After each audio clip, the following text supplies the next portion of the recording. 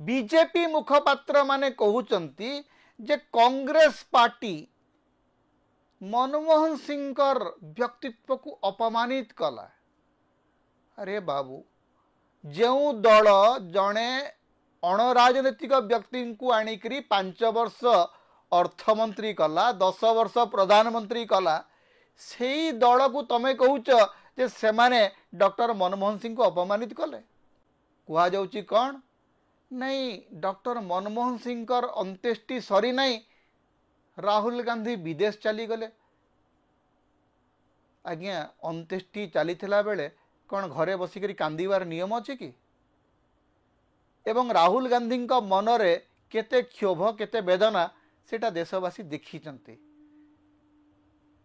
नाटकबाजी करी शोक प्रकाश करा जाए नहीं।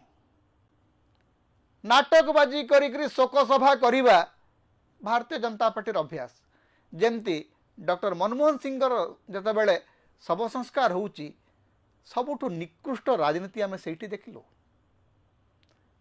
डॉक्टर मनमोहन सिंह कांग्रेस नेता, तांकु आपण हाईजैक करने को चेष्टा कले, ए देशर जनता आपन को क्षमा करेंगे नहीं।